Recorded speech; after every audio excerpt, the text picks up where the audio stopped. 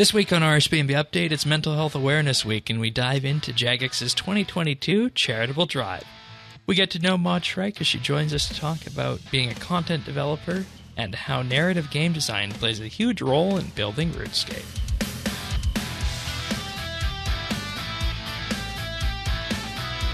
This is RSBANDB Update, episode 882, recorded Thursday, May 12th, 2022. Behind the Crown, Mod Shrike.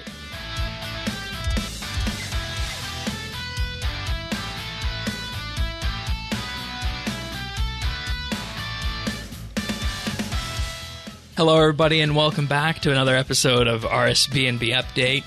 Tanis and I are here this week, hot off the heels of the experimentation episode last week. Welcome back. Thank you, Shane, and I'm still doing a little experimentation. Oh yeah, me too. I spent the most of I'll talk more about this later, but I spent the most of the weekend there actually making money from the thing. So it was good for that, and I'm still there, but I'll fill more in on that later, of course. But we are here to discuss the week's updates. It's Mental Health Awareness Week, amongst other things. We also have a wonderful sit-down with Mod Shrike in a series we're calling Behind the Crown.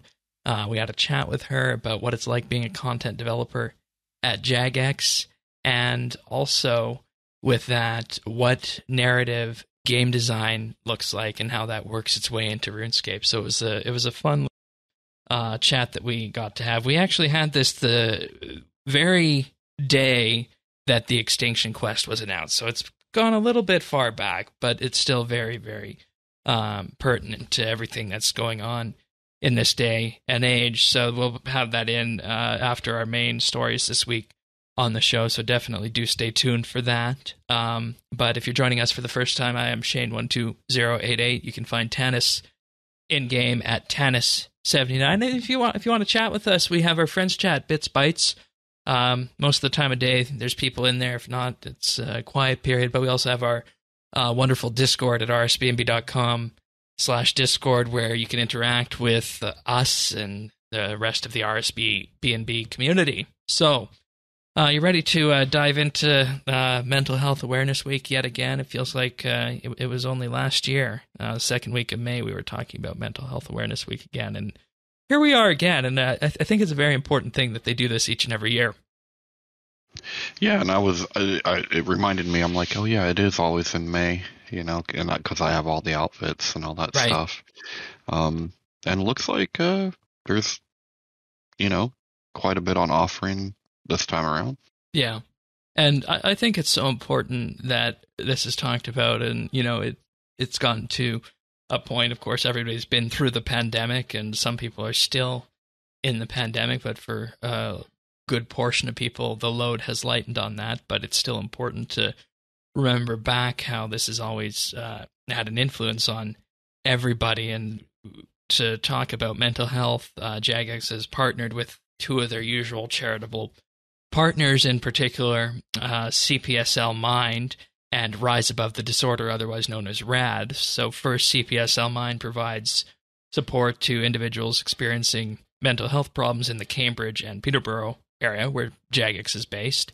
And Rise Above the Disorder began as one gamer's mission to overcome depression and has since turned into a worldwide community that aims to make mental health care available to everyone, everywhere. And they have the headline of having helped over 28,000 people find the hope and happiness that they deserve. And all proceeds from the mental health bundles and items that are being sold this week in game will be split up between these two partners. And I go back to that last RuneFest in 2019.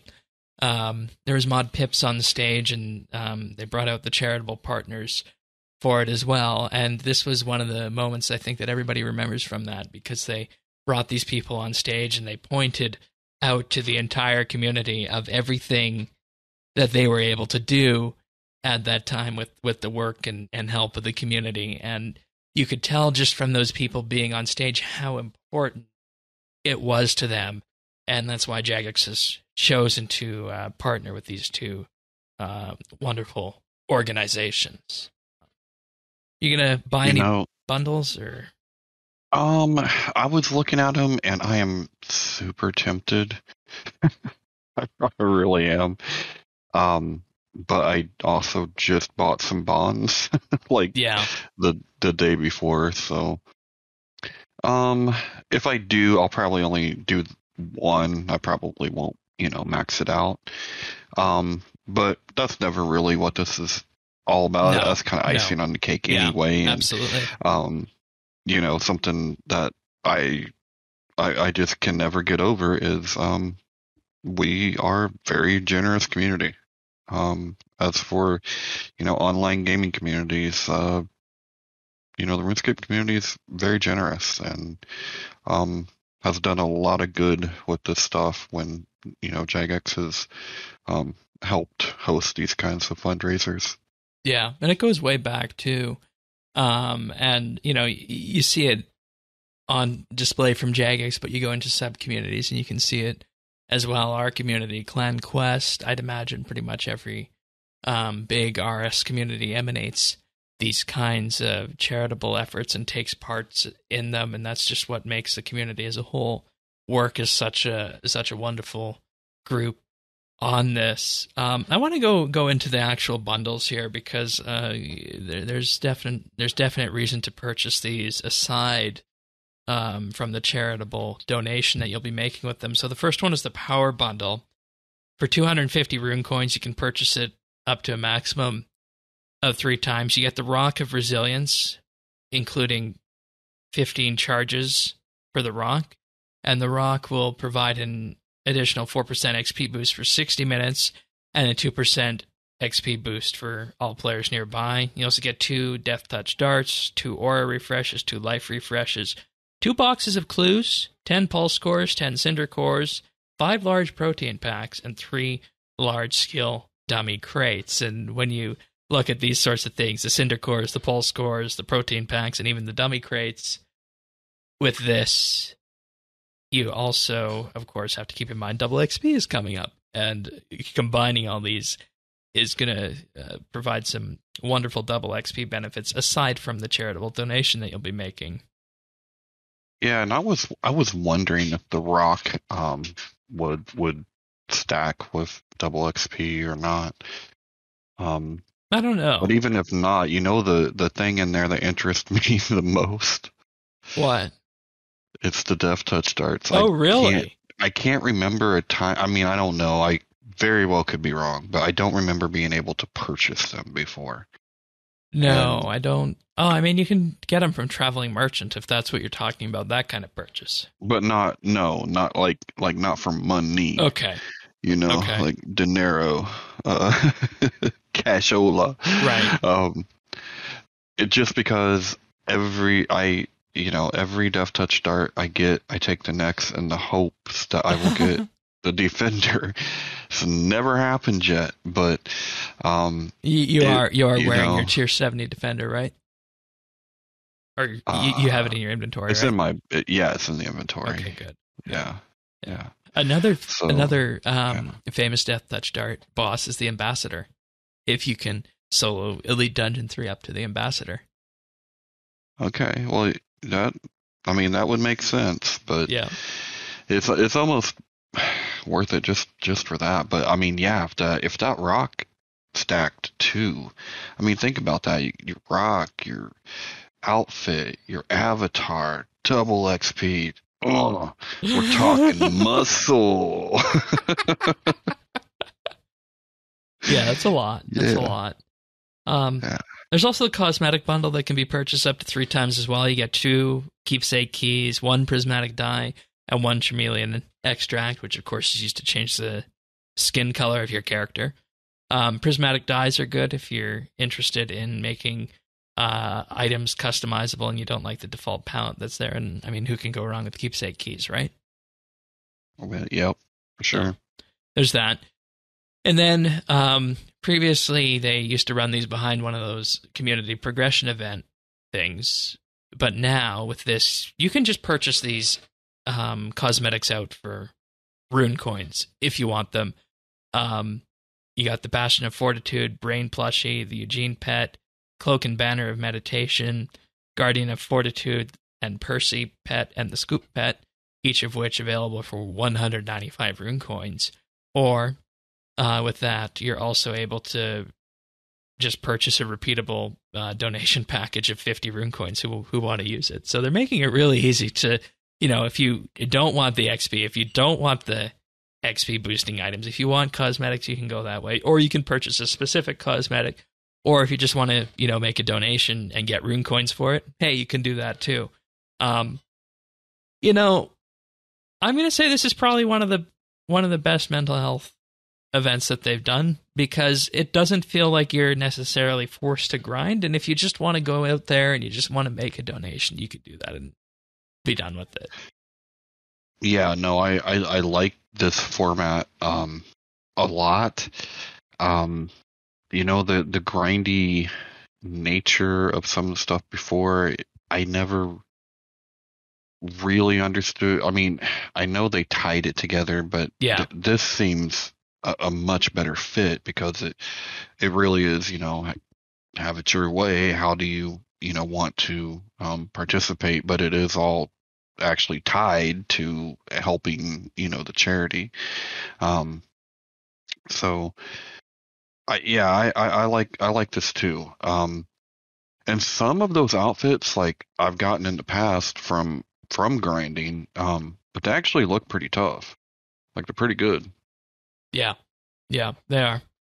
As with all cosmetics that have been the case in recent years. So, thumbs up, well done on this. So, I think with that, we can move on to our patch notes this week, focusing in first on the prehistoric Potterington's accidental fletching and firemaking update from last week. Starting off, fixed an issue where switching the inventory slot for the dinosaur during the feeding activity would cause the player to disconnect. When a baby Rex used a mystical tree, the teleporting vines are now invisible if the baby Rex is invisible. And the one everybody has been waiting for. If you have an augmented tinderbox equipped, the prehistoric Potterington's firemaking methods will now benefit from the typical firemaking XP bonus. And given the amount of running involved, they've also changed the token XP about when feeding the adorbs baby dinos. They've changed it from farming to agility. I think everybody was waiting for that tinderbox one. Yeah, the tinderbox, definitely. Yeah, that's good. And, I mean, agility versus farming XP, token XP, it really didn't make a difference to me, but I guess it makes more sense being agility, since you're moving around so much in that area. On one hand, it makes sense, and I don't care because it's token XP. Yeah. On the other hand, I would rather get farming XP in a place I'm doing farming type activities. Yeah, but I think you can make a case either way. Make a case either way, honestly. I mean, you're just moving around a lot. Maybe you'll throw in a surge or a bladed dive or something to that effect, right? But does that necessarily make it agility? I don't know. I wonder what the player sentiment is on this, if they'd prefer farming or agility. I know I'd prefer farming. Just because you said, feels more thematic. Right. And I'm guessing no one's, cares that much, because it's a tiny about amount. Token. Right. Yeah. It doesn't break XP. Anything. No. Okay. All right. Now here's one that Thaxi was waiting for a few weeks back. The Necklace of Salamancy is no longer lost upon death. Because that would have been... seemed like a big deal. Yeah, because even if you died, you would have lost it. And that thing is stupid rare. You get it was a 1 in 500 chance of getting it whenever you would get a resource packet from the Aya skilling, Dream of Aya skilling. Yeah, well, it sounded to me like, even worse, nobody was even getting it out because of that risk. Yeah. Like, no one was using it because of the risk. Yeah. It's like, cool, look at this real placeholder in your bank. Isn't that neat? Right? Or maybe you just go somewhere safe and turn into one of the lizard people. Well, you can always do that. Increase the chances for lore drops from skilling stations in Aya when the Lorehound pet is summoned. We did see some benefit from this in the Clan chat this week in terms of people's progress rates getting amped up a bit, and some of the lore starting to come in with this. So wonderful to hear that. Yeah, that's good. And once again, this is part of the post-quest reward from Extinction. Also, that last one was from Mod Shrike. The next one is from Mod Stew. Added the Elder God War season to the quest series list. So with this, they also adapted the quest lists Majorat, Return of the Gods, and Sliske's Endgame series into seasons. And seasons in the series quest list now have an alternating heading color to differentiate them. They've also added a Violet is Blue quest series and added the missing quest to the Gnome, Fremennik, and Tales of the Ark quest series with this. And instead of areas, new and returning players now default to the timeline quest sort.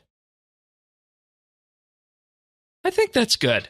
Okay. I think you get the best, and we've been looking at this for a while in terms of just lore and the general way people play quests. I think you're going to get the best quest experience if you were to play through them timeline-wise. That's my sense, at least, because that way, then if you start in the 2001 quest, you don't have a huge gap between, say, Morning's End Part 1 and Part 2, and then Plague's End, right? So. Yeah, no, that's how I've always. Yeah. I mean, that's when I came in. That's how I came in to play them. That's how I've done it ever since. This seems like some tidying up, which is good. I don't know if. I mean, even if next week I will be able to, know the difference with some of the things they did with this, like, we changed the heading this color to that. Maybe a little overkill. Maybe it's awesome RuneScape players are pretty, I don't want to say anal, but, I guess that's kind of the right word. Picky when it comes to the UI, and I think that timeline is the correct way to go on that. So yeah, for sure. Yeah. And I will say again, I would absolutely love to, spend. I don't know if it'd be doable in a weekend, but take the Plague series from the absolute beginning to Plague's End in one weekend. I don't know if you'd be able to necessarily do that with Underground Pass and Morning's End Part 2 all in one. I think that'd be a lot for a weekend. Maybe you'd have to do it over 2 weekends, but that's always, if I had to make a RuneScape bucket list, it would be to play through the quests just like that, in combining them into that series and seeing how they kind of all feel together, and then maybe producing some kind of podcast on them as if it was one series. And that's always been something that's in my head. See, that would be awesome, but the only reason I don't think you could is the skill levels are too spread apart. Well, no, my idea with all this is that I would just, look at the list of all the quests that are in game and see, what skills do we need? Because keep in mind, this would be after I presumably max all my skills on the skill pier to 99, right? So at that point, all the skills would be 99. Then you can start diving into quests for that. Okay, I gotcha. Yeah. That's kind of what I was thinking, but I don't, because there's a lot of things that you need quests for, and opening up, and once you start to get into the older ones, that's where it's like every quest feels like you're doing one small favor again, because you're like, oh wait, I have to do this quest. Oh wait, I have to do this quest to do that quest to do the quest I wanted to do. Oh wait, oh man, I got this mini quest I have to do the quest for the quest that I was actually going to do. It kind of makes sense as to why they take the approach they do now, doesn't it? Even though, some people were critical of that when that first happened. So, in any case, we saw last week that on mobile there was the option that was added to toggle the default player model. And it wasn't on desktop, but they added it to desktop this week as well, after getting player feedback. And, everybody who's, on a potato computer and plays RS and wants to go to, World 84 portables or World 2 at the exchange, and has very complex player models that they're going to be seeing, you can now set a default for this to kind of just lower the load on your computer. And previously this was a mobile only option, but now it's available to desktop players as well. So, and it should be noted that this only happens in very crowded areas.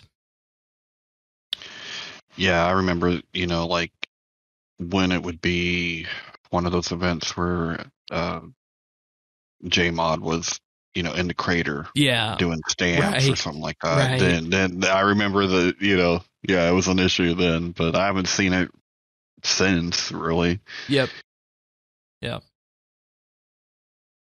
There's now clearer messaging given to players who haven't started Sins of the Father after completing Extinction when trying to enter the Effigy Incubator Lab, which makes sense that you need that kind of messaging, since that's where you access the Dream of Aya. So I'm wondering with this, Sins of the Father wasn't required for Extinction, was it?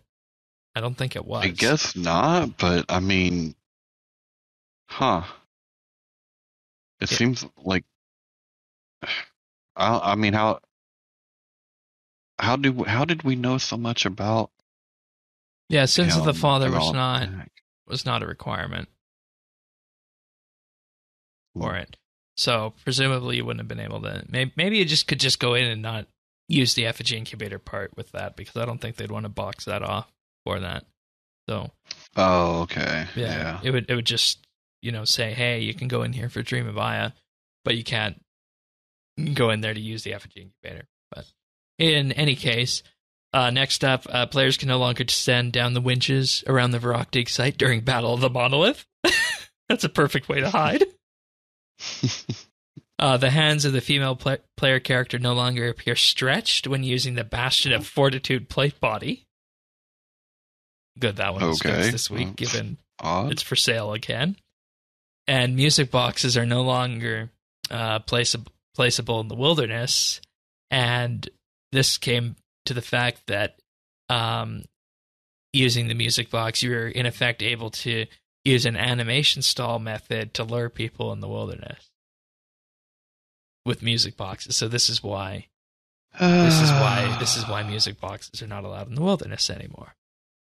Yeah, this is why we can't have nice things, because of PvP. We're gonna fix that though. It's gonna get fixed. Yeah, and can you imagine a time where scams would, wildy scams were a thing of the past? Just legend and lore, and the tapestry that is RuneScape. Yeah, I feel like we're going to be having a very controversial discussion when this happens, because there's going to be lots of people who are just going to say no. But we're going to have a conversation with the 5 people that still PvP, and they're in 2005 and have not realized that it's 2022 and nobody likes that crap. No one wants to deal with it.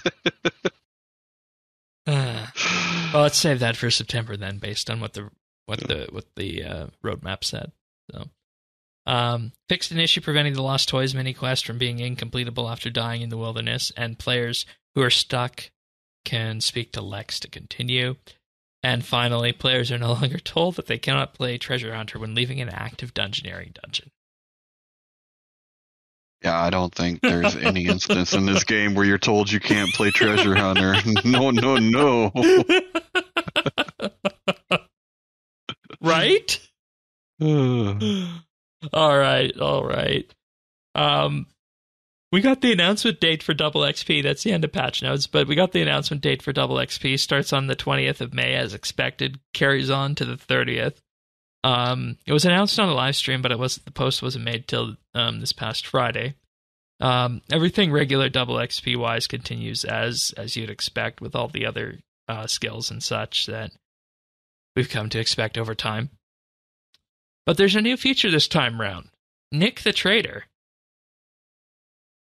With this, each day that you log in, you'll be able to convert 1 hour of double XP time to credit that you can use to spend at Nick the Trader's store. And each hour you convert will grant 250 credits to members and 50 credits to free-to-play players. And some of the things you can buy include prismatic stars, prismatic lamps, pulse cores, cinder cores, protein power-ups, dungeoneering wildcards, spirit gems, and portable skilling packs. So you can convert up to 10 hours with this of double XP if you don't use it all. And each hour gives 250 really get credits. more bang for your buck. Hmm? You can get a lot of bang for your buck, right? Like, yeah. Like, let's just say if you you're not going to have the time. Yeah, let's say you're not going to use it all. That's 2,500 credits. Or 10 huge prismatic lamps. Or 20 huge prismatic stars. Personally, you're getting something out of... You're getting something out of your time. Yeah, if you can't be there. Right? Like, if you have to work all the time. Yeah. This is a way to be like, hey, here's something you can have. For me, I am overflowing on pulse cores, cinder cores, protein power-ups, and whatnot. I don't need the dungeoneering wildcards. I don't need the spirit gems. And I'm overflowing on skilling packs as well. And I don't know that I'll get to the end and have more than 10 hours left. And with that, I might as well just convert an hour each day to these points and just get a lamp out of it, right? And lamp something. Yeah, probably. Is that worth it? I mean, if only if you're not going to use it. Yeah. Like, right. This is a fraction of what you could get, but it's more than you would get if you're not using it anyway. Like, let's just take a level 80 skill and say you did this lamp thing. A level 80 huge prismatic lamp is 38,160 XP. You do 10 of those, that's 380k. And you ask yourself, what skilling came? Can I get less than 380,000 XP in 10 hours? Right? Not very many. So it's very much like you said. It's a way of getting something if you might not get anything, right? Yeah. I mean, if you're going to use your double XP, then don't use this. Yeah. But if you know you're not going to make it, then might as well get something. So yeah. Neat idea. Let's see how it goes. But he's related to Vic, so he ain't giving you a good deal. I'm pretty sure Nick and Vic are actually related to Rick from Pawn Stars, who's like, yeah, I got a lot of these. It's probably gonna sit on the shelf for a while. Yeah. Vic was in game, and I didn't even go there to trade anything in this time around. Yeah, I didn't either. I mean, it's gotten so good with oddments and prismatics that I don't get a bunch of XP and stuff I don't want anymore. Yeah. And I'm really able to just bank it where I want to put it in the first place. So. And, I'll be using this on one of the accounts because I'm not going to have time to play both accounts to completion of 48 hours of double XP over this period, right? Oh, yeah, so, it's hard. Yeah. It's hard. I've done it a few times, and it ain't easy. Oh my God, divination. I ran into this roadblock on the alt where I wanted porters, but I didn't have the energy to do that. So I'm slowly but surely progressing up to whatever the luminous energy tier is, just, to not be breaking the bank with those porters and whatnot. So, yeah, it's going to be double XP, I think, primarily there. And, maybe just park myself woodcutting on the main. But hey, we're getting ahead of ourselves. If you're doing double XP for divination, you know where you need to be, Shane. Yeah, the divination world. Uh-huh. And daily caches. Well, right? but remember the Metrodome method at the No, not shrine? doing that. Not doing that. Oh, but the XP, Shane. No, not doing that. I'm not. Big XP. I'd rather save my... You don't have to do Metrodome. You still get Keller XP. I'd prefer to save my tick-based gameplay to PVM. Okay. But anyways, go see Nick when Double XP happens. But right now, I'm going to thank some Patreon supporters because without these people, what we're doing here wouldn't be possible. As we mentioned last week, just finalizing work on the special mail out that's going to be happening, the $200 Patreon reward that we hit. Zant is doing a wonderful job on that, and patrons will be receiving that later this month or early June, depending on where you're at. So look forward to that. But this week in particular, I'd like to thank Amos Reed, Andrew C., Arounds, Harvids L., Big Huge Rat, Bryflex, CGB900, Christian S., Junk the Monk, Diana, Duramax, Elo Matey, Plaza Man, Free Milk, Jade Gizmo, Jason S., Jeebus, Jesse W., Ling01, Mohan V., Nate the Great, Nick G., OTR Gamer, Patty the Architect, Pernasius, Ricky A., Samuel FL, Skiotan, Scott DS, Seth W., Stab Eve, Tabby, Taylor B., The Naked Captain, Tom V., and Zant. Thank you, everybody, for making RSBANDB Update what it is. We truly appreciate everything you guys do for us in the community that you've helped us create over the last number of years. So thank you so much for that. If you want access to what these guys have, check us out at patreon.com/RSBNB. For as little as $1 a month, you get the entire back catalog of monthly bits, including the Legacy Combat monthly bit from last week, which I blew your mind with. And, people are saying, hey, we're going to have to try this method out now. I saw that a couple of times, both in the Patreon comment and in our Discord, that people are going to try that out now for certain Slayer tasks. So we might be setting a trend with that one. So if you want to hear exactly how that worked, you can check that out for as little as $1 a month. And you'll get all the other monthly bits as well. We also have a VIP tier where you'll get a special VIP rank on Discord, including special chat channel access, mention on the podcast at the start of the month, and access to high-quality stereo versions of the podcast, in addition to everything else. And, of course, we also have the Insider tier, where you'll get a shout-out on the podcast each and every week and gain exclusive access to the outtakes we used to make the clip show, including some very spicy clips from last week. Very spicy clips that didn't even make the show. So I know, Shane. Like, why did you have to get so randy? It wasn't me. Uh-huh. It wasn't me. All right, Shaggy. That's late 90s, isn't it? Yeah. But in any case, if you guys want to help us out or just support us, check us out at patreon.com/RSBNB. Or if you just want, a monthly bit, or you want to come to a round table, patreon.com/RSBNB. Thanks so much, everybody. Thanks, everyone. All right. There was a live stream this week as well. There's not really too much to say about this one. It was a live stream with Jamie and Fraser of Steamforged Games, where Mod Raven and Mod Stu played through a couple of turns of the new game, RuneScape Kingdom Shadow of Elvarg, which we've been talking about a bit on the podcast. The Kickstarter starts on May 31st.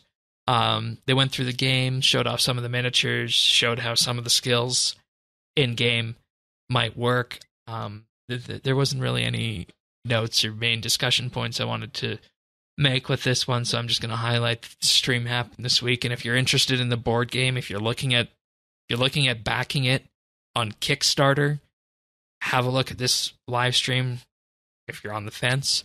I'll say that when I was first hearing that they were going to be doing this game, and when I saw how some of the stuff might work, I was going to be a little bit skeptical of this. But what it's been framed as with this week is that it's a game that is actually designed to be saved, in the sense that you'll make notes on pieces of paper and such. And the play sessions the games could span multiple play sessions, believe it or not, which I found interesting because I thought we were just looking at a one-time sit-down kind of thing. Yeah, this is looking more like a strategy board game. It's kind of crossing that border from, it's like it's not Candyland. It's crossing that into more serious kind of tabletop game thing, I feel, with this. Yeah. So, if you're on the fence about it, if you like that kind, or maybe you want simpler, have a look at this live stream to convince yourself if you want to support it on Kickstarter. But that happened this week, and I just wanted to draw a bit of attention to that before we move on to our segment with Mod Shrike. Hello, everybody, and of course, as we talked about coming up on this week's show, we have a wonderful sit-down here with Mod Shrike, who has worked at Jagex for just over a year as of the time of recording here, and has been involved in a number of updates, including Battle of the Monolith, Once Upon a Time, Gielinor Fortunes, Het's Oasis, and the Elder God Wars finale quest. And this week we're going to have a sit down with her, get to know her, and peer a little bit into the world of what a content developer at Jagex does. So if you could just give us a bit of a brief introduction of who you are. Hello, everybody. I'm Mod Shrike, content developer on RuneScape 3. Been a content dev for, like Shane said, just over a year now. I primarily make quests. As of recording, I've got 4 released quests out, with the finale quest coming out fairly soon. That's my summary about me, I guess. It always comes down to the quests, I find. It always does. Because, everybody talks about the various angles of RS, whether it be the skilling side, the PVM side, or the quest side. But the quest side is something that has perhaps some of the deepest lineage in the game. And we're going to talk about some of that, about how that all meanders through and whatnot. And for anybody who's joining us for the first time here, we're just going to have a bit of a brief meandering discussion. And we're going to start off effectively with a quick fire round of questions. So this is a question that I think is a very important question to ask. And if you were to just tell a listener, tell somebody in the community, what's one fact about Mod Shrike the person they might not be aware of? I think it's that I'm a questing player as well as a questing dev. Like, I came into being a content developer directly from being a player, and being a player who loved quests, and kind of I ran out of quests to play, so I thought, you know what, I'm going to join and make more, and then I did. So it's kind that's the approach I take as a developer and as a JMods, and that's the direction I come from. It's kind of the affirmation, I guess, where you could kind of put that into an equivalent form of, if you're not able to, in effect, study the rest of history, you go on to make history, kind of thing. Is that the kind of the way you look at it? Maybe not quite that dramatic. No. But... Well, I mean, depending on what quests you write in the future, you could be making huge lore history moments. Maybe. I'm not sure if there'll be a lot of pressure on that, but I've been a questing and lore fan for, I think, about 7 or 8 years now as a player. Yeah. RuneScape quests are why I play the game, so I now contribute them as well. Yeah, and following from that, it's such a rich world, and we're going to get into that side of it and your personal experience on RuneScape in just a bit. But the quick fire round necessitates I also ask you questions. Do you have a favorite sport? I'm going to be really basic here and say yoga, actually. I'm not a fan of most sports, but yoga's kind of my go-to every morning. Right. Just a nice de-stress. And that's entirely what everybody's needed in this world in the past 2 years, a little bit of de-stress. For goodness sake, yes. So, I mean, I think that's a fairly sane and very, very sensible option for that. Now, of course, everybody probably has pizza once a month or more, maybe sometimes less if you, for some reason, didn't like that. So do you have a favorite kind of pizza? I'm going to say ham and pineapple. I like pineapple on pizza. Oh, you're going down that path. That's a controversial opinion, apparently. It is. Cold ham and pineapple on pizza with garlic mayo. Beautiful. Interesting. That's like the perfect breakfast. I love it. I don't know that I've ever heard of a pizza done with garlic mayonnaise before. Oh, it's good. It's good. And you're saying cold as well. Yeah. Kind of like the morning after pizza after a party. It's like, oh, love it. Yeah. And, the reason I always like asking that question, to people is that I really can't eat that much pizza. It's always interesting to ask people what they like for pizza, because it's just... If you ever get Mod Shogun on, ask him about his pizza tastes, because they are interesting. Spicy? Banana. Oh, interesting. Yeah.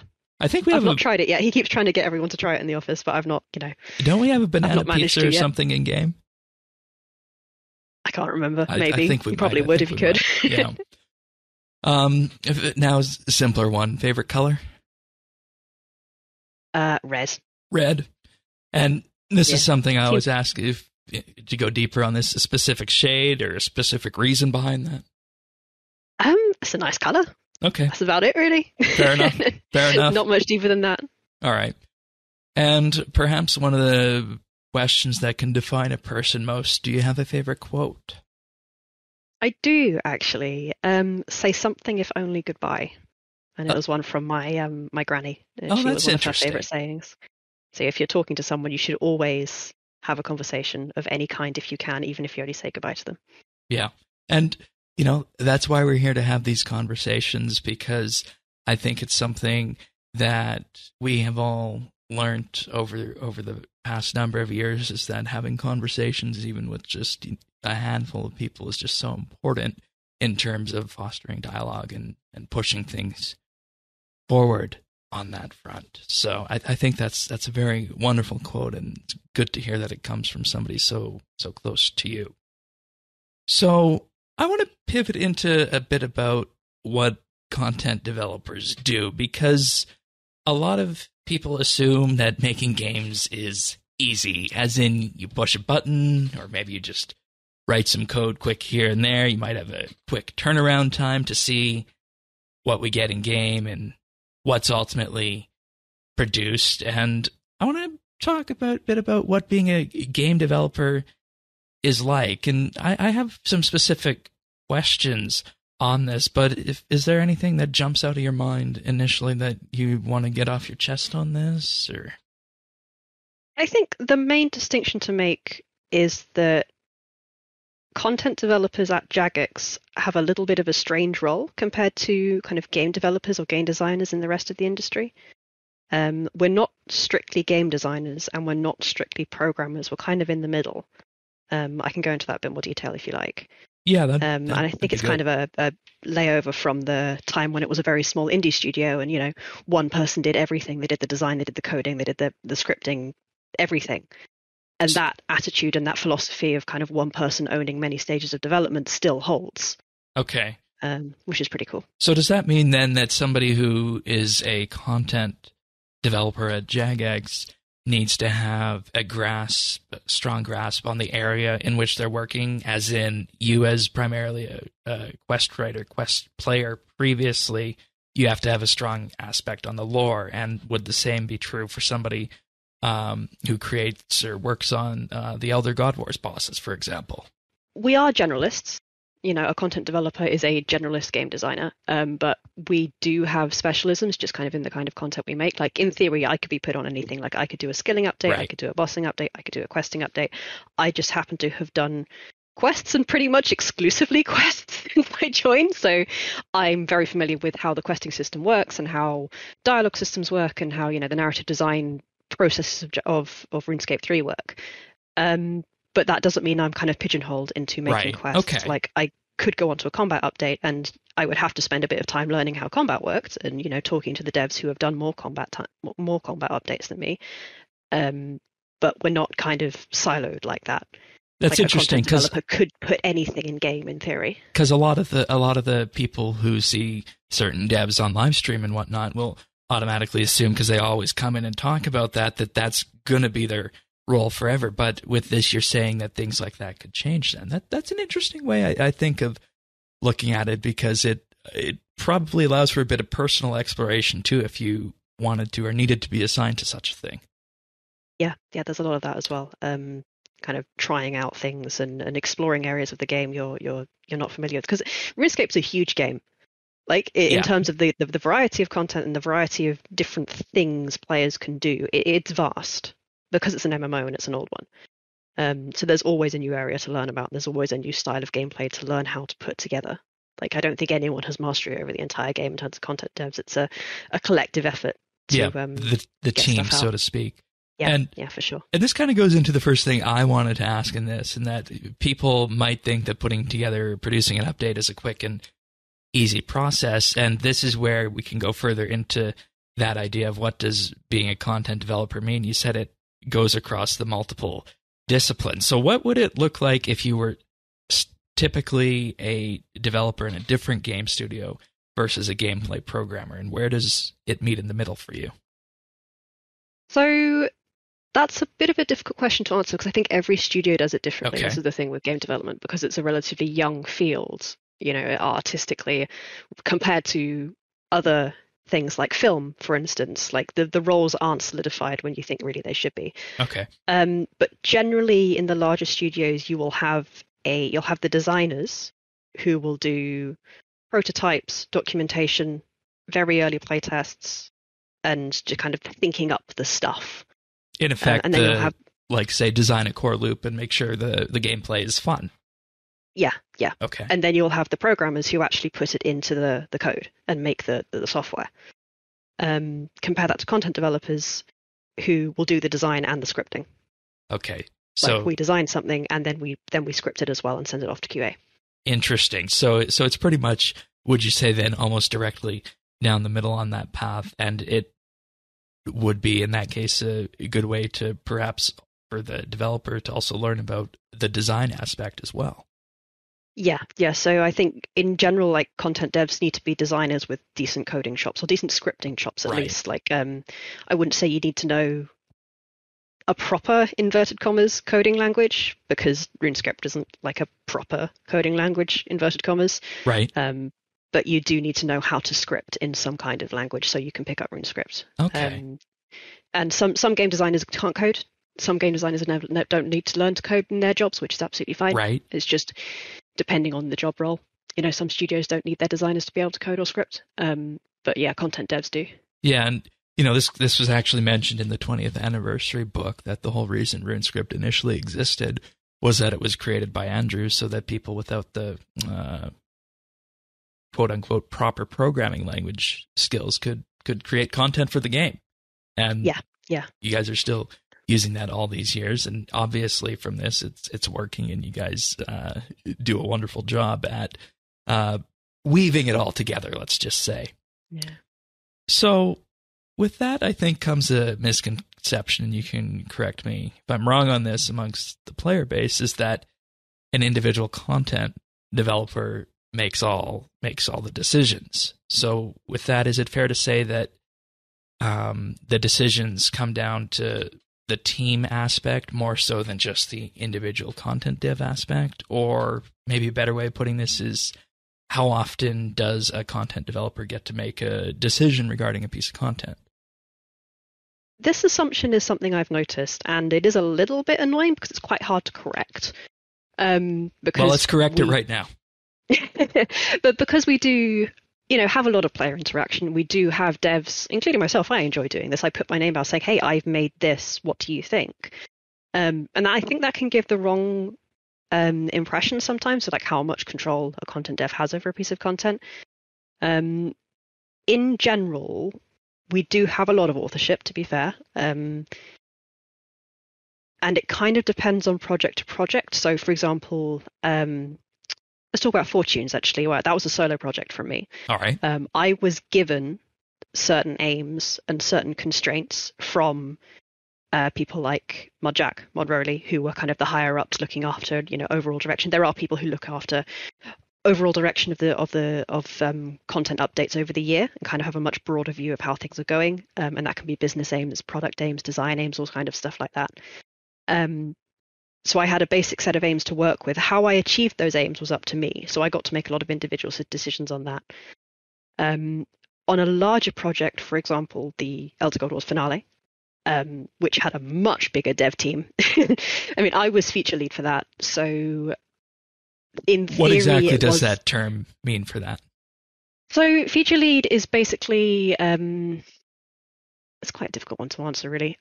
I was responsible for the overall direction of it, but that doesn't mean I made all the decisions myself. That was definitely a team effort, right? Very much relying and leaning on people with more experience than me to help me make the right decisions. I think the only real bit of authority I had on that was that if there were for example, two options to go with, and both of them were equally good, I say I want to do A instead of B. We go with A. Okay.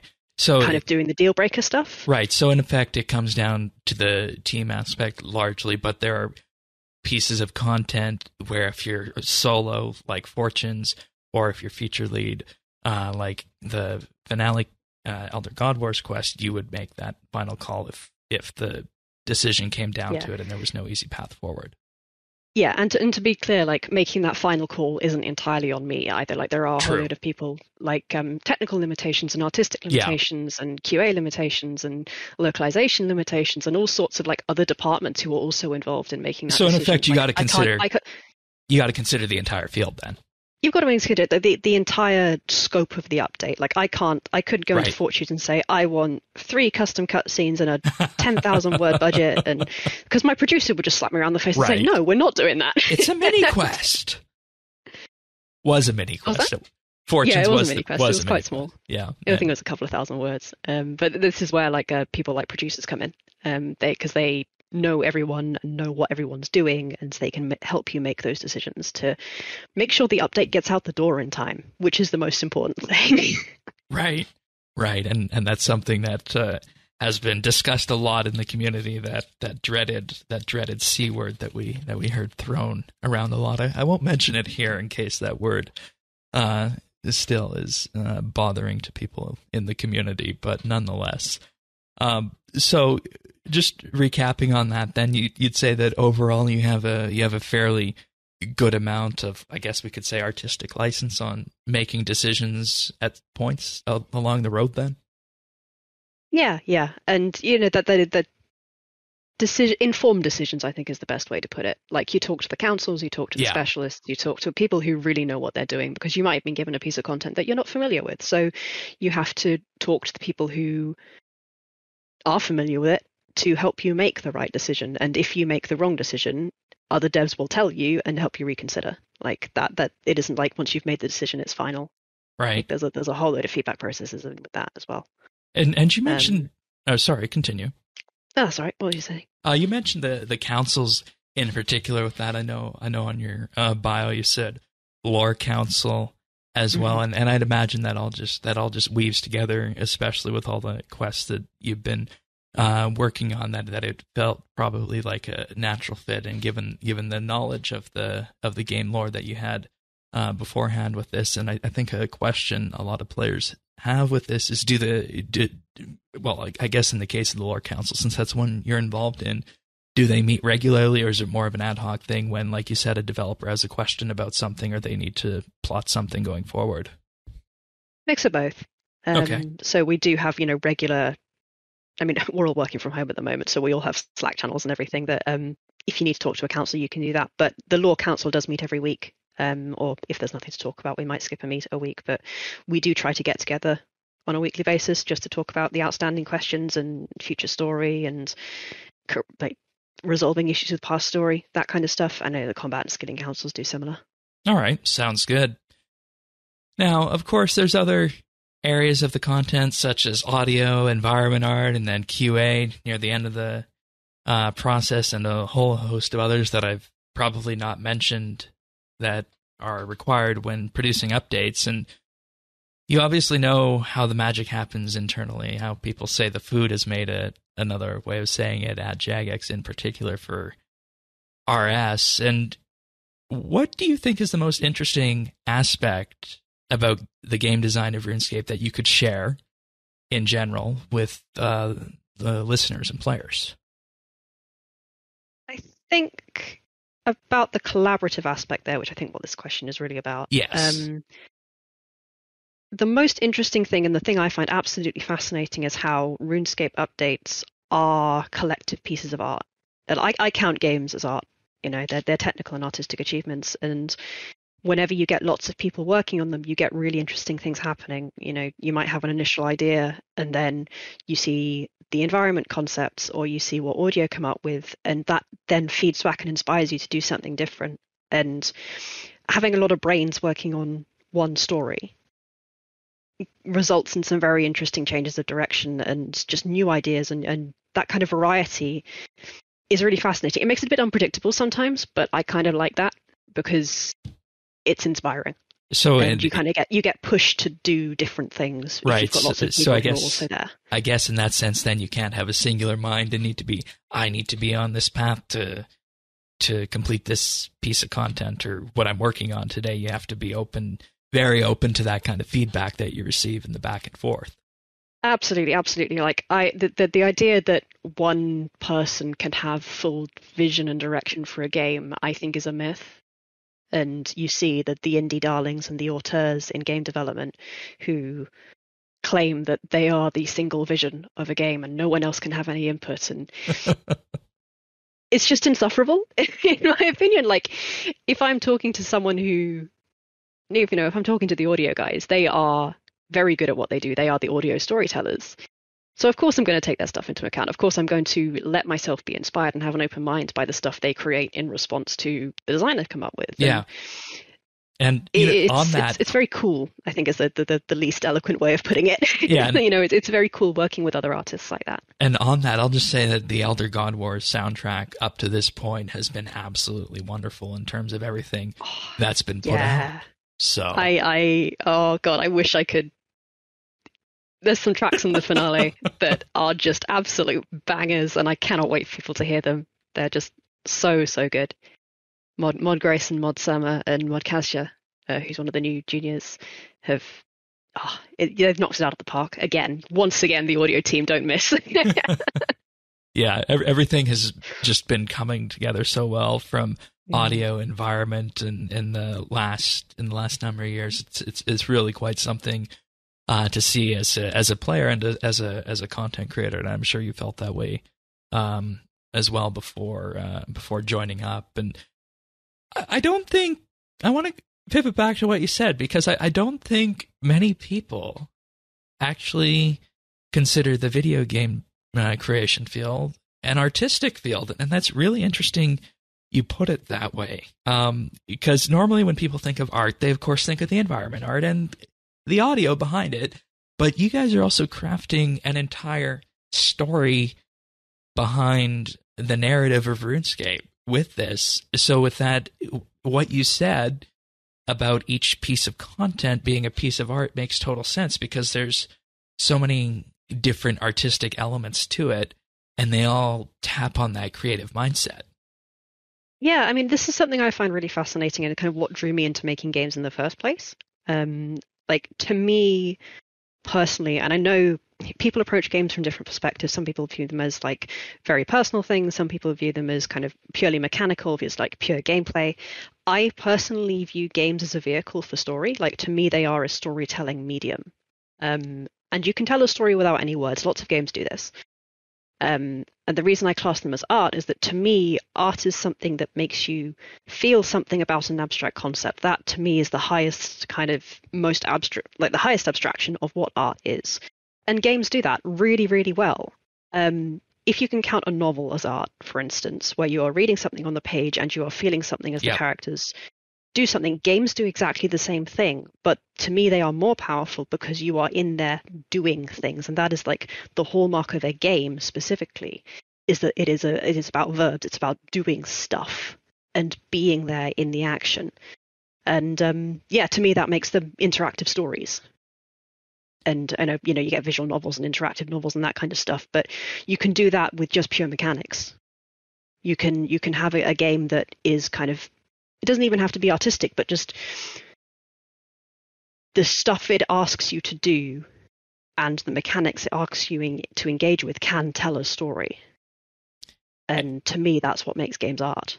And when you tie that all together, I think that's your passion in particular as to why you're working on RuneScape and in the games field in general. And, I think that's a wonderful outlook to have on game design with that. It's something that I appreciate working in a team. Like, to me, every part of the dev team, everyone's a storyteller. Everyone is trying to do something, and then especially with quests, because they are literally stories. Yep. But even a boss fight is a story. Oh yeah, absolutely. The progression of a boss fight, that is a story. And then with MMOs, particularly, you get these interesting kind of meta level stories where instead of you just engaging with the lore of the game and the linear progression of the story in the game, you get stories that players tell each other about, oh, I did this really cool thing, or I got this really nice drop from a boss. And those kind of emergent, kind of external stories also come up. They are also part of game design. They are also part of the art of games. Okay. So you'd say then at some point there could be a certain aspect or a certain area of an update, whether it be quest or otherwise, that is specifically designed to foster these stories amongst the player base? Absolutely. The stuff like the nice example from Clan Quest, because I'm a member of Clan Quest, is the mini games we play. Right. And the kind of the shenanigans you get up to while playing a game of heist. That's a story we tell each other. There you go. And that counts. And I think that is a interesting thing to factor into the design goals of this as well, because heist is pretty old at this time. So you wonder if that was part of the design back then, or if it was just a compelling game within the game, the mini game, that it fostered the players to do that. And that's a very interesting question to me as somebody who doesn't play very many mini games and focuses more at this point around the PVM side of the equation. I can also see that now with all the various PVM bosses, whether it be the Elder God Wars things or Mazcab raids. That all works nicely together. And if I learned one thing on this episode, it's pulling that story knowledge into even things like PVM and such. So thank you for that. That's actually really interesting to hear. It's something I'm like really, really passionate about. Like and it's what drew me to games in the first place. So I love everything about it. I love exploring it. I love getting different chances to make different kinds of games that look at how you can tell a story. Like, I'm particularly fascinated with games that tell stories without words. That was actually going to be my next question. Could you ever foresee a quest in game where there's no words used? That would be quite difficult, actually. It is certainly possible, and I think that would be a really interesting game jam project. Like, could you make a quest that only does story through mechanics, environment, art, music, like everything but words? Because RuneScape is a text-based game at heart. Like, remember, it's a graphical mud with fancy graphics. Text is a really important kind of cornerstone of the game. It'd be a complete 180 from something, say, the needle skips. Yeah, the needle skips, which I think is it's a very RuneScape-y quest because it's so text-heavy. But that would be a fascinating project. Like, could you make one? It would have fairly high, environment and audio costs, which is why it'd be a little bit difficult to do. Right, like, because relatively text is cheaper to produce because it just needs design, editing, QA, localization, rather than a lot of environment time or audio design. Like, there's a lot more involved in those kind of fields. But it could be done. It'd be interesting just as a prototype to see what something even in the short category could do with that. Yeah, absolutely. Who knows? Especially our environment artists are fantastic at environmental storytelling. So that could be a really fun project. Yeah. And I feel like we've been dancing around this question now, but I'll ask it anyways. What's the most rewarding aspect of your job? I would say it is seeing player reactions. And this is a difficult question to answer because it's also the scariest part of the job by like a mile. Putting something out there is terrifying. It is so scary. But when it goes well, it's brilliant because the whole point of making games, the whole point of making a quest to me is for someone to play it, is for someone to experience it and have the feelings and the experiences that I designed it for, like, to give. And whenever you see someone playing through something you've made, experiencing a story that you've told, and they are having the reactions that you wanted them to have, and they are saying the things that you wanted them to say, as they feel these things, as they experience the story. There really isn't anything better. Like, most recent example, I have had 2, the second Jewel Arena I was mini just quest. going to go there. Yeah, let's talk about this. I think this one has been like the best release thing that I've done yet in terms of player reaction. And I know it was a fairly simple mini quest in concept. You are just running around talking to people. There aren't any complicated mechanics.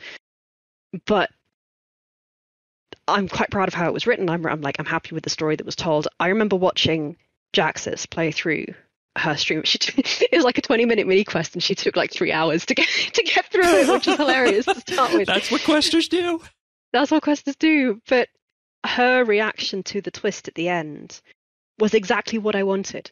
Yeah. Like, that was what I wanted to see. That is what I wanted people to feel when they experienced that twist. Yeah. And, that's sad, that there isn't anything more satisfying. Yeah. From our end, after I've had part 1, I wasn't going to book the full quest and lore team for the podcast. But when I saw what was in I've had part 2, I called them back and added to it for week 2 because that needed to be discussed. Yeah, I saved it for the end, saved the good stuff for the end. But that was awesome. Like, and the to feed my ego a bit, seeing people make art based on stuff I've put in game is really cool. Like, when it's almost coming full circle, isn't it? It is. Like, people were writing fan fiction about Battle of the Monolith, which rocked. And I saw Willow, the cosplayer. Yeah. Doing makeup of Rolomia when Fortunes came out. And then I have had 2. Someone was making like music tracks based on, the one was called "And I Will Die Free." Like, that's a line I wrote, and it inspired someone to make a full like music track. Like, what the hell? That's amazing. Did you ever think that's so surreal to me? Did you ever think you would be at that point, no. or it would be that rewarding? No, because like this time last year, or like this time 2 years ago, I was making the fan art and I was doing the fan fiction. You were sitting here with us, getting ready for archaeology. Yeah. It's absolutely buck wild to me that like people are doing that stuff out of things I've put in game. It's really cool though. It's really, really cool. I love it. Well, that's what I want listeners to hear, is that how rewarding it can be from that angle for this to happen for you. It is like it is. It's worth pointing out that making games is incredibly difficult, and it's very hard work. I don't think anyone thinks that making games is easy. Like, I think most people appreciate that it's a difficult thing to do. But do you guys have lots of crunch periods? No, actually, this is something I really like about Jagex, is that they are actively anti-crunch. Okay, we should talk about that. Explain what crunch is for the listeners. So crunch is a colloquial term for extended periods of overtime, used typically within game development studios. It also happens in film. It happens in a lot of creative industries. Just game development, it's more talked about. Usually happens towards the end of a project when a deadline's looming and the project's not in any state to release. So they just say, work more hours, work harder, do more, until it's out. And it's fairly controversial because some people think it's where the magic happens. There are some large studios out there who kind of say, right, the best stuff happens in crunch because you have that pressure. Diamonds are formed under pressure. Okay. But it destroys people. Yeah. Continuous overwork, especially in front of a computer. Some people don't talk about the physical effects of constantly working at a computer. If you're doing 18-hour days in front of a screen, clicking a mouse with poor posture, that's going to ruin your physical health as well as your mental health. People get stress migraines. People get RSI. They need surgery after doing extended periods of crunch. And it's rough. It used to be a sign of, maybe 10, 15 years ago, it was a sign that, you're passionate and you're dedicated and you're willing to sacrifice the stuff to make a good piece of art. In more recent years, it's been talked about as actually it's really, really harmful. And good games get made despite crunch rather than because of crunch, I think is a more accurate characterization of it.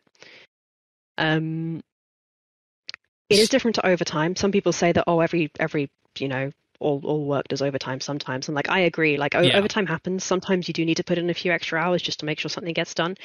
Like Finale Quest, I did some overtime for that, just because stuff had to get done and there was a deadline. It's like, I just need to get this out. Sure. But we don't crunch. Okay. And so it's actively discouraged then at Jagex. Yes. Yeah. It's like, and if you do work overtime during a project, you get the time off after. Okay. You're encouraged to track the hours you do overtime so that once it's out, once it's over, you can take extra holiday, make up for it. Okay. And once again, that's such an important thing to discuss, because I think a lot of people read into those big game studios and see that can happen, and automatically is going to assume that that's happening at Jagex as well with the updates that we receive here. And hearing that it doesn't and it's actively discouraged, I think puts a different light on the studio compared to other studios out there. And in some ways that's not really surprising, because Jagex has always forged its own way over the last 20 years that they've existed in doing things differently, and in effect setting trends that eventually became mainstay, like the free-to-play model and such. So that's good to hear on that. Yeah, it's an interesting thing to happen, because a lot of the big commercial studios do it, and then the smaller indie ones, it's less common. Okay. Yeah.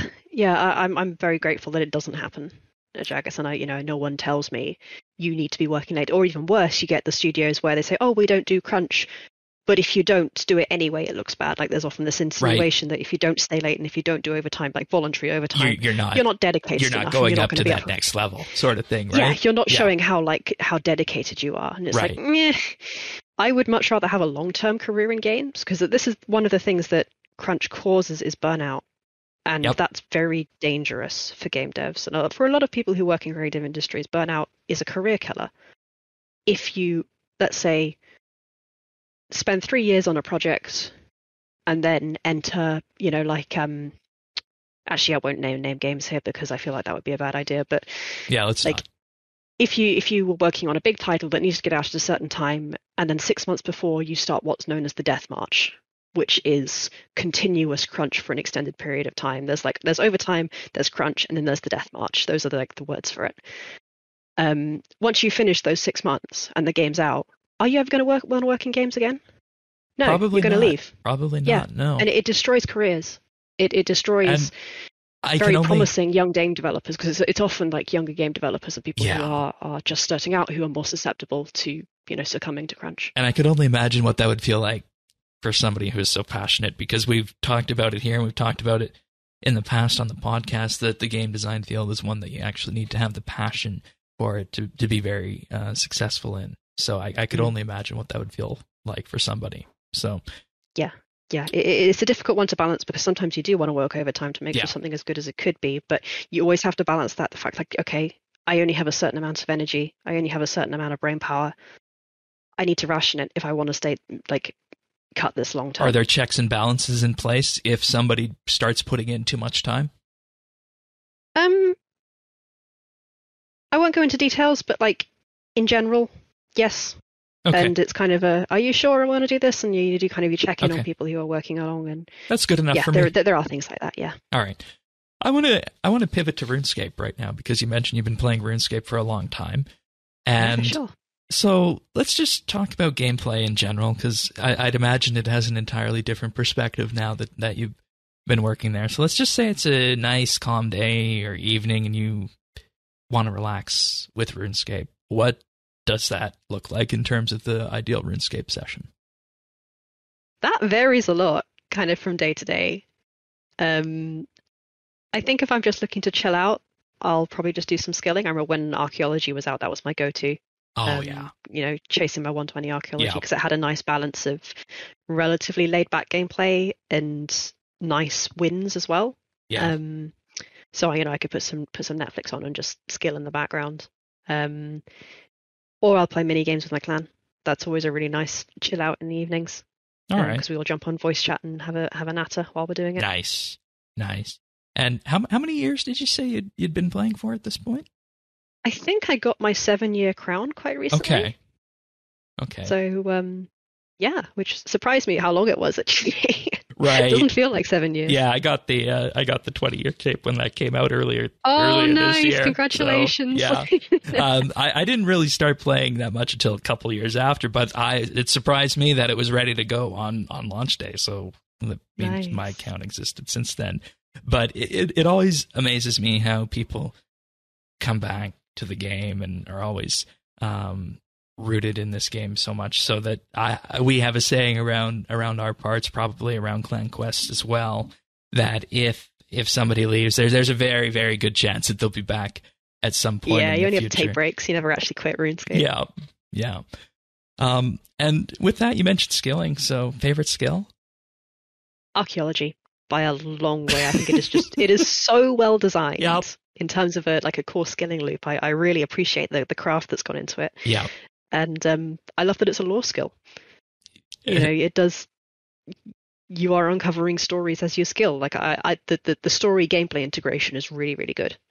Yeah, and the environment and just all the questions that it actually raised on the first run through with it, and the lore discussions around that. I always come back to that, and people always point to archaeology as being a good skill, and for me, I'll go with you on that front as well. Is that it's my second favorite skill now. I don't think anything will ever displace farming, but it definitely speaks to that idea of well designed with that. Do you have a least favorite? I think my least favorite to train to 99 was rune crafting. Okay. And I feel bad saying that. But I don't want to diss any skill because Right. But in reality, we can approach that from a fair and balanced manner, and that at times in the past, rune prices were relatively low, and if we're talking about when rune crafting first came out, we were talking about running runes to the various altars. There's obviously I did most of my training in the RuneSpan? In the RuneSpan. Okay. That's it. Yeah. Which I thought was a really interesting concept, but it didn't really hold my attention for long enough to be really enjoyable, if that makes sense. Yeah. And I just remember that being quite a slog to get to 99. RuneSpan has always stood out to me as one of these pieces of content that can in effect change the way a certain skill is perceived. And a lot of people always talk about the fabled skill rework having, of course, as we had in the past, the mining and smithing reworks. But a lot of people forget that before RuneSpan, runecrafting had an entirely different preferred method of training with it. So it just goes to show that you don't always need that level of mining and smithing rework behind that. Yeah, you've heard about that, of course, right? Mm-hmm, mm-hmm. Yeah, of course. All right. Now we're going to get directly into your wheelhouse with this. Favorite quest. This is always people always ask me this, and it's always so difficult to just pick one. Like the three I usually go with are needle skips, because I thought that was just it was really clever and well made. Fate of the Gods has always stayed with me as a really cool story, and it had so many awesome moments in it. The voice acting, the environments, the reveals, getting to meet Zaros for the first time was really awesome. It had a lovely balance of story and combat, and there was a lot of interesting stuff to do. I just thought it was really tight and really, really good on that front. Also, One of a Kind. I felt like that one was really cool from a story point of view, and I guess a little bit underappreciated. Yeah, I don't hear that one come up that much in the community that much as well. Yeah, so. But speaking of underappreciated quests, I also really love the Zekar quests. The Tokar quests, even. Sorry, I keep getting mixed up between the Zekar and the Tokar. The Tokar, guys, Brink of Extinction is a brilliant quest. Yeah, and it had a beautiful ending, a really emotional ending, and I think they're really underappreciated, those ones. Yeah, and one thing I appreciated with that, going back to one of your pieces of content, the Battle of the Monolith, was that little trip out to their cave for one of the weeks of Battle of the Monolith. That was an interesting little trip with that. How we tried to get them involved in that, and obviously seeing the final God Wars front, we know what happened with that. But yeah, poor Tokar. I feel sorry for them. what I think I appreciate the most here, I think your first two quests were fairly typical to be mentioned by somebody who's a quest and lore player, but the tail end of One of a Kind and the Takar quests really, I think, bring forward aspects of the gameplay and overall the story as it's meandered throughout the years, that unless you're playing through it again or you're paying close attention to it the first time, you probably wouldn't appreciate those as much on first run. So I really appreciate you bringing those up, and I'll just use that as a call out to the community that if you're playing either One of a Kind or any of the Takar quests, have an extra look at the dialogue around those. Yeah. I think for One of a Kind, the reason that one stayed with me is because the ending, you have to make a choice at the end, and spoiler alert for One of a Kind if you're not playing it, but it's whether Hannibus stays with Karapak to try and find a cure for the Ilyanka, or whether he goes back to Aya. Yeah. And that choice felt like it mattered. It did. That felt like a difficult choice to make, and I sent him back. To me, is the mark of a good story. Like, I can't actually remember what I did. I think I sent him back as well, because I didn't trust Karapak. Right. Which I think, in retrospect, is a good thing to do. You don't trust Karapak. Yeah. The guy who in effect starts our current storyline. Oh God, it's all his fault, the bastard. But I think it was just a mark of a good story that the final choice actually felt like it meant something. Yeah. And that's actually really interesting that you mentioned the choice, because a couple weeks back, I think as of the time of recording, Mod Jack did a talk on his Twitch stream about choice in games, which I actually haven't brought that up on the podcast yet. I should at some point just point people a chance to go and listen to that. I'll throw a link to that in the show notes here for that episode. It's a very interesting talk about. Yeah, it was. It was the considerations and lessons learned over 6th Age storytelling, and how our version of telling stories within MMO has evolved. Yeah, over the last few years. And it shows how Jagex is unique in that regard, and a lot of the things that were done in 6th Age and post Desperate Measures, I want to say, became clear with what he talked about with that. So it was fun watching that. All right, so we talked about quests, we talked about skills. Do you have any current RuneScape goals? I'm currently working on my Master Quest Cape. Oh, okay. That's a fair fit. Yeah. I mean, it's kind of I've got my max cape. I've got a couple of 120s. I'm doing Master Quest Cape stuff now, and kind of learning PVM as I go. Trying to get all the lore drops for that. Are you enjoying the PVM push? I am, actually. I'm actually learning how to do it, and it's quite fun when you learn how to do it. Yeah, and that's one thing that we kind of jumped on here at the podcast when the Elder God Wars front started, because I was pretty much in that same boat as you, in that at that point the most I'd done was the Queen Black Dragon, and I thought, okay, we're going to have 4 months of content coming up. Now is the time to start learning, and based on my experience, I'm glad to hear that you're enjoying that. Do you have any stories or any favorite bosses so far? But this is going to sound really sad, but I have been spending a lot of time at King Black Dragon recently to try and get that Last Riders drop. Right. And I found it really fun trying to optimize the fight times and trying to set up AFK builds and getting the right rotations, and kind of really delving into how abilities work and EOC and that kind of stuff. It's been a really fun, because it's relatively low risk. Like, sometimes I do die there because I'm not looking at the screen at the right time, but most of the time it's fairly low risk. And I think that's something a lot of people don't appreciate, is that the stereotypical PVM experience is somebody who is, running 100+ long kill streaks at the Archglacier or Telos at 500% plus in rage or more, and doing it to try and score a rare drop and pushing their own personal bests.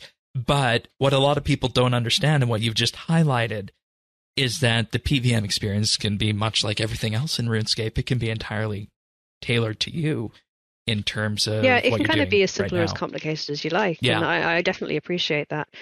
I think, in terms of recent updates, the Archglacier was a really nice illustration of that. Oh yeah, absolutely. Having a build your own boss experience, which I love as a concept. Yeah. Um, I used the Archglacier with somebody as a way to get them into PVM. Yeah, and I think it was said in streams that was kind of the design aim of it. Like, here's a boss that you can learn how to do bossing at.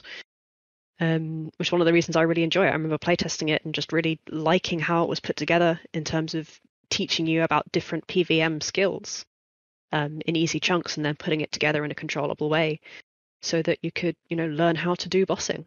So after you wrap up your lore drops at the KBD, where do you think you'll go next? That's a very good question, actually. I haven't decided yet. Maybe the Queen Black Dragon, because that might be maybe Queen Black Dragon next. I'll work my way up the dragons until eventually, do something interesting. All right. And to tie this all off, I know we talked a lot about quests and your experience with the lore and whatnot, but what's your favorite thing about RuneScape in general? It could be community-wise, it could just be anything. I think I don't know whether this is just a RuneScape thing or whether it's typical of social games like MMOs, but I definitely enjoy how much community interaction is interwoven with the game itself, like clans, like friends chats, and I guess it's part of the history of the game as well in terms of it being around for such a long time. Yeah. People do build social relationships through the game. Impressive social relationships at times too. Yeah, and you meet friends over the game, and those friendships become stuff that extend far beyond RuneScape. But it becomes this common base that you have with a lot of different people from all over the world, and I think that would be my favorite thing about it.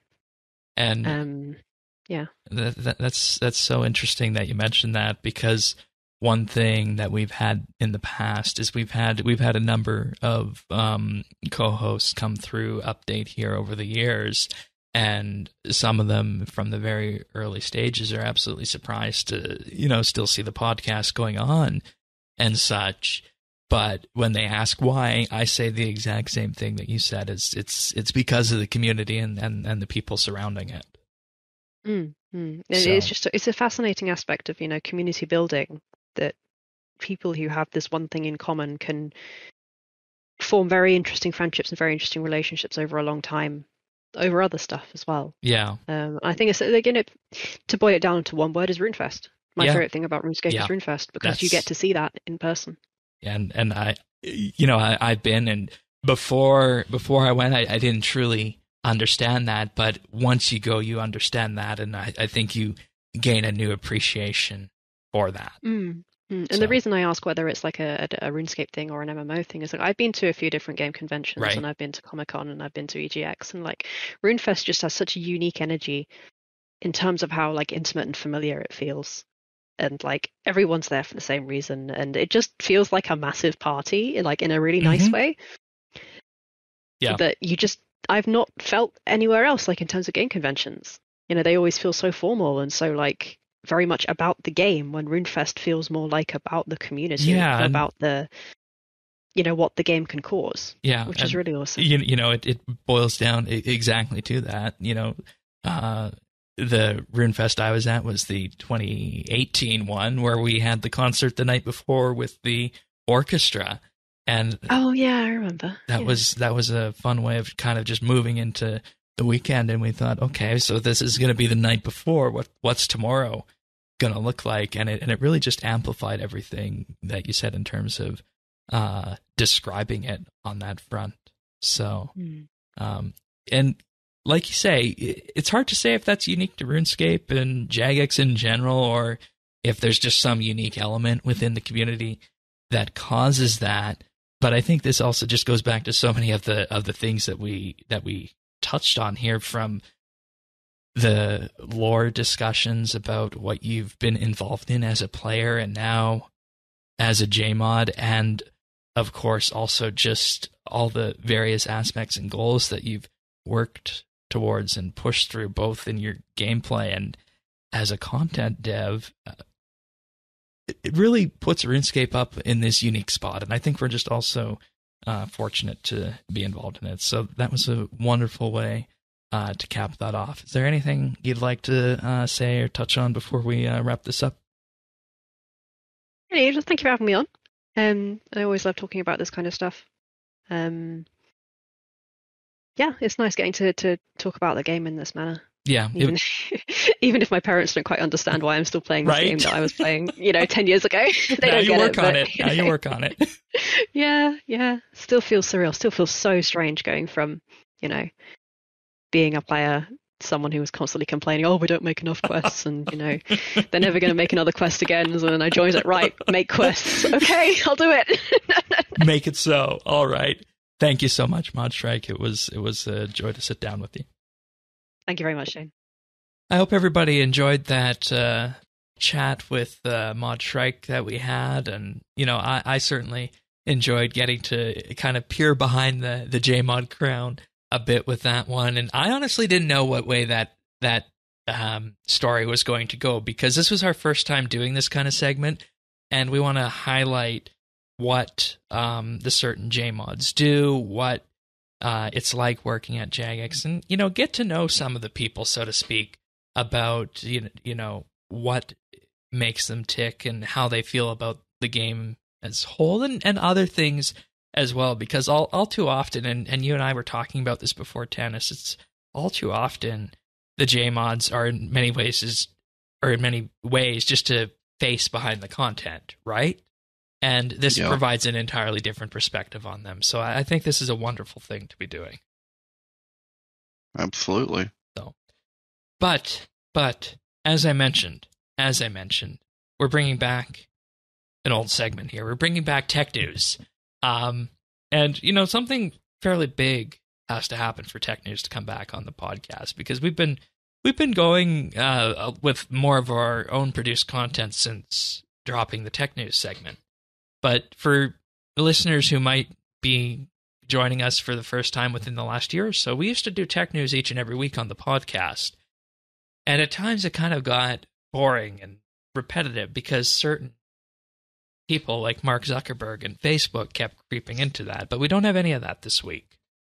We have some space news, because sometimes space news did make its way into tech news before as well. And you saw this one before I told you it was part of our program this week. It's that we now have the first image of the black hole at the center of our galaxy.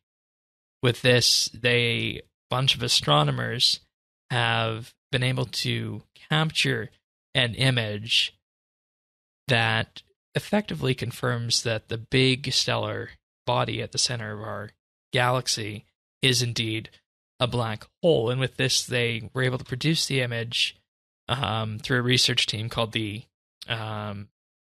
Event Horizon Telescope collaboration, using observations from a worldwide network of radio telescopes, and then stitching all the images together with this. And we saw in 2019 the first image of a black hole called M87 star at the center of what was called the Messier 87 galaxy. But this one is a whole lot different, because when you look at this is existing at the center of our own galaxy. What is home?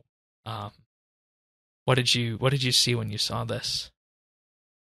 I thought it was really, I mean, the photos are amazing.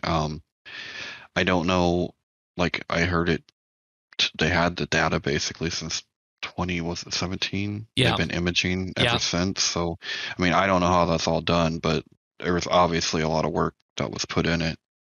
And it kind of makes you think, I mean, this is space and we're Star Trek fans, but at some point too, you can't help but think, like, even on a galactic scale, like, we're all orbiting death, right? Yeah. Like, isn't that crazy? Yeah. Like, from small scale all the way to galactic scale, it just really makes you think. And we don't know how this black hole got so big.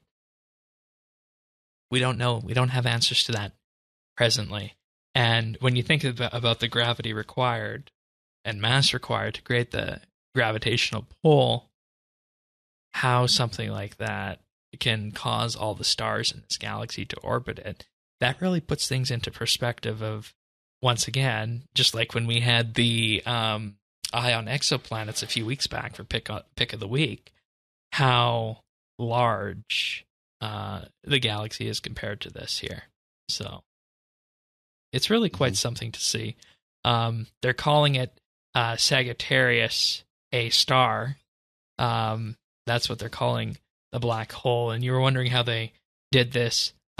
You're right, 2017 they've been imaging for, and it's not visible light. They're observing radio waves and then creating the representation based off of that. That's how they're able to, in effect, see it.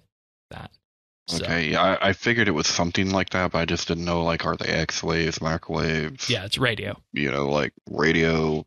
I didn't know exactly how they did that, but I knew it wasn't visible. I mean, the only way that it's not visible, but isn't there like there is a dark spot from time to time you can see, right? Yeah. There isn't any light, no stars there. Yeah, correct. And that's exactly what you're seeing, that dark spot in the middle. And, kind of just pivoting on this, the Krispy Kreme donut company has turned this into one of their advertisements. Because that's what America does. we take anything and everything, and we will make a buck out of it. We will market a saint that was just trying to give some toys to some children, right? On Friday, May 13th in the U.S., one per guest, everybody can get a free original glazed donut. All right. Okay. All right. Moving on to tech news number 2 this week. And this is the reason we initially focused on bringing tech news back. This week, Apple announced that the last iPod has been discontinued, and it was an iPod Touch. Obviously, 2001, the first iPod came out. Following from that, there was the iTunes Music Store, completely changed the way the music industry worked, and everything, as they say, following that was history.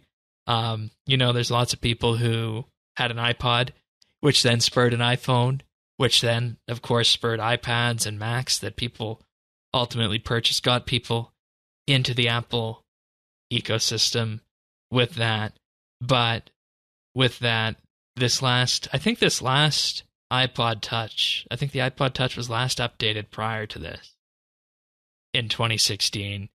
It had a relatively old Apple processor in it compared to what you can get now, even the cheapest of iPhones, the iPhone SE. It still had a physical button. And one thing that I always heard was that the iPod Touch was a perfect way for people to get their kids into the iOS ecosystem without having to worry about them having phones or having a cell phone plan. Just have it run on Wi-Fi. So we actually started before my daughter had a phone or a tablet. On an iPod Touch. Mm-hmm. Yeah.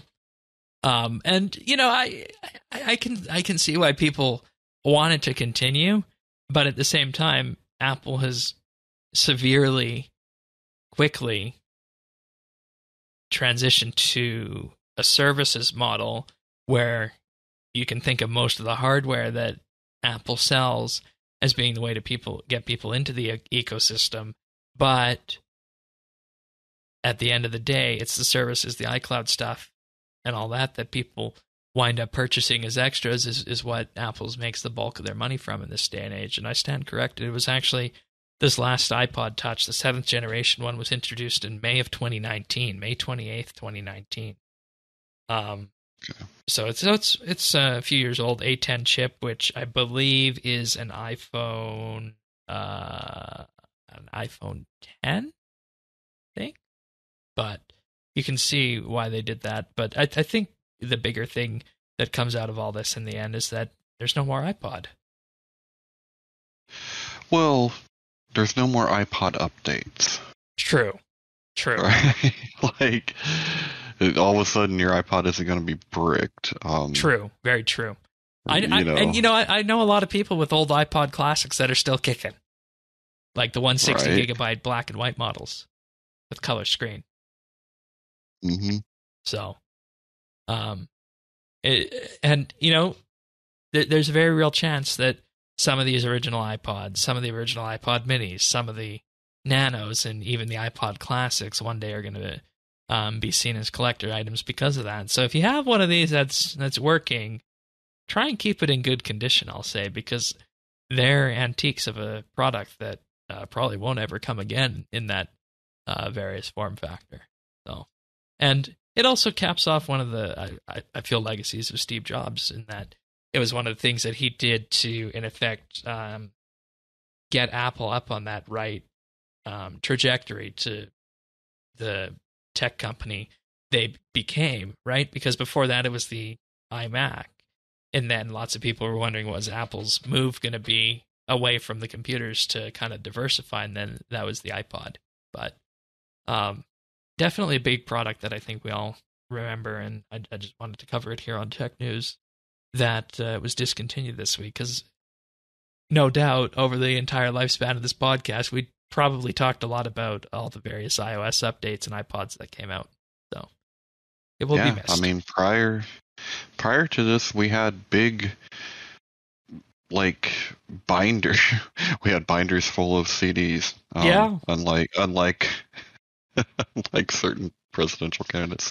But our binders were full of CDs, right? Like everyone had the one in the car that held like 50 CDs. Oh yeah. And even before the iPod, the MP3 players really weren't that usable either, in terms of the UIs that they had on them. So, and it was that Apple thing. It was that click wheel that really provided that simplified UI, and then the natural progression from that was touch. So, and then you get the iPod Touch and iPhone, and here we are today. So, iPod will be missed. Alrighty. We're going to move on to Pick of the Week, and this is another Apple thing, believe it or not. I'm doing the Pick of the Week this week. Yeah. I talked before on the podcast about something called Swift Playgrounds for iPad. I talked about that. And it's a perfect way to, kind of dabble in programming and visual programming. But they now have a version of this available for Mac OS. So, if you have a Mac or you have an iPad, you can now download this application for free from Apple. It's called Swift Playgrounds. And the idea behind this is, if you want to learn their Swift programming language, if you have absolutely zero programming experience before, you can download Swift Playgrounds on your Mac or on your iPad, and probably within an hour and a half, be writing actual Swift language code, which is the same language that a lot of professional developers use who create Mac and iOS apps. And that's the story behind this, is that previously it was only available on iPad, but now it's available on Mac. And that opens up the world to a ton of people. Any student who has access to a Mac at school, any kid who has a Mac laptop, anybody who has a Mac laptop or an iPad, as was the case previously, who might want to see what programming is like, you can do that now for free. You used to be able to only do it on iOS, and I was never really able to get into writing code on an iPad because it just never felt right without the real keyboard. But that's my programming lineage showing with that.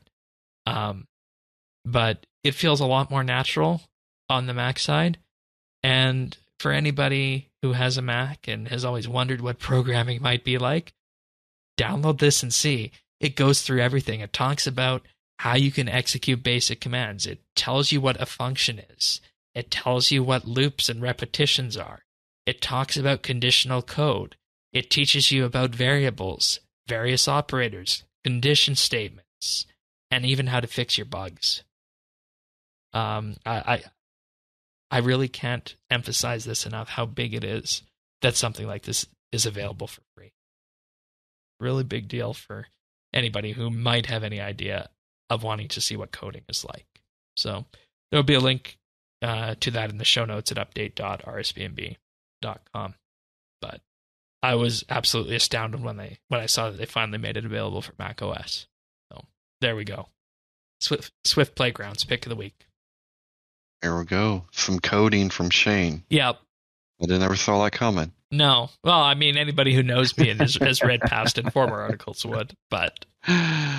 And, you know, I think the thing that I am most amazed with this is how easy it is to get into and how advanced it can become. And the reason I actually discovered that this was out for Mac OS is that I needed to, in effect, just write a few lines of quick Swift code, but I didn't necessarily want to update my Xcode install on Mac OS to the latest because that is a whole endeavor in itself. So I just downloaded Swift Playgrounds, and as I typed it in, it provided the results I saw, and I was able to pull out what I needed from that. So it can be as simple or as complex as you'd like. And that's why I cool. like it. Yeah. Honestly, I wish there was something like this on Windows. There might be, but I don't know that it does it as well as Swift Playgrounds does. That's the pick of the week, Swift Playgrounds. With that being said, we're going to move on to our achievements. Right now, starting off, we have Atmohua, who got 120 Slayer on May 11th. We also have Donna with 99 Thieving on the same day, as well as Ultradog 177 with 120 Farming. Thieves got 200 million Firemaking on May 10th. Protoman 807 got 120 Slayer on the 9th. And Bryflanks got 200 million XP in Ranged on May 8th. All right. Well, then moving to the 7th, Azadia with 99 Thieving and Divination. Then we have Battle Slash with 99 Fishing on the 7th. Jesse Pinkman with 120 Fishing on the 7th. And Azadia with 99 Mining on May 6th. Nicely done, nice job, everyone. Nicely done. Alrighty. What have you been up to on RS? Well, of course, I'm doing my normal little bit of thieving here, you know, or not thieving, smithing. Smithing. What am I thinking? A little smithing. I did a little bit of making some arrows up there, doing the hairstyling. Did that this week, and I got my farm up and running again because I finally banked enough double XP that I'm like, well, if I run this all the way through, I'll have my last one. You know, my last legit 120. And you know, animals are so cheap to buy now too, with Aya and the dinosaur stuff that was here. Well, so. I thought, you know what? I've never actually gotten my ranch up and running, so let's go ahead and do that. So I started to do that, and you know what I found out, Shane? What, you need Anachronia resources for that? Lots and lots and lots. And you probably spent them on Aya, right? Luckily, I spent them on the pins, but I couldn't get the other large pin. I think there's one medium I couldn't get and one large. There's two large, medium, small in the breeding. Yeah, so right now all I have is salamanders and Jagex. But hey, as soon as I get some more resources, we'll finish that off. But yeah, so I went back to doing some farming, and I think I've got quite a bit of beans, and I guess I'm just going to get the growth potions, right? Like, I don't know what I'll use them for. The golden dragon fruit, I believe, is the one you want to use it for. Golden dragon fruit. Where do you plant that? Anachronia. Okay. Yeah. It's 116. Or no, it goes in a cactus patch, sorry. Oh, a cactus patch? Well, that wouldn't be but there's one on bad. Anachronia, so there's 4 cactus patches, right. Yeah, but golden dragon fruit is what people go for, I think, if they're relatively high level and going for beans. Okay. Yeah. So yeah, I think that's what I'll do on double XP. I don't really have anything else to do, and I might be a couple mil short of 104, so I'll probably just do some of that. What's your farming level right now? Oh, geez, I don't know. Have to look. Because there's a very good thing that you can do at the Anachronia farm. It's called breeding Rexes for the bottled dinosaur roars. Those are still wonderful money, by the way. Which Rexes are they? Because I was trying to figure out what I needed to buy. Any of them. The Bagrata, the Corbicula, or the Pavosaurus. The Pavosaurus are going to give you the most, but they require 118. Oh, I am 116. Yeah, the Corbs are 112. That's a nice middle ground for that one. So. Yep, I'm 116 for me. Yeah. And you know, the way the ranch is structured is that you're in effect encouraged to use the highest level dinosaur you can because that's going to provide you the best XP. But we need to be 100% honest that it's the Rexes at 118, 112, and 106 that provide the most money at this point. Because those seemed a little pricey at the old GE. What, the Rexes? Yeah. Oh, well, when you get to 118 and you need Pavosaurus Rexes, just let me know. I produce those things like daily. Oh, okay. Yeah, they were. I don't think there was anything under like 37 mil or something like that. Wow. Yeah. I guess maybe those are more of a rare unchecked one then. Huh. Okie dokes. Interesting. Anyways, anything else? Nope. That's pretty much what I've been up to. All right.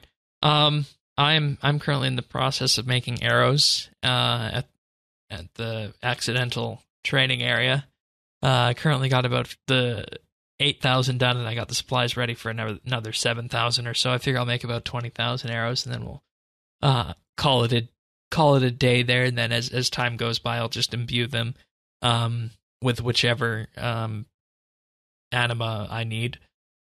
And on that, I do want to say that my bow combination of using the splintering arrows combined with various applications of either the full or Wen arrows.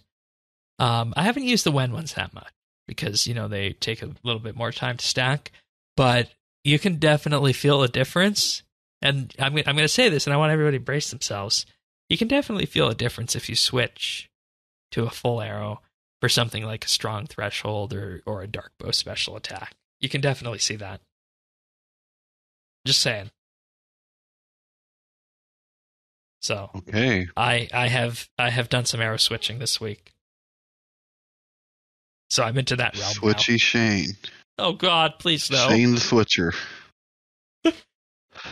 But no. Aside from that, trying to decide what I'm going to do for double XP on the alt. Like I said, I think it's just going to come down to divination. Honestly,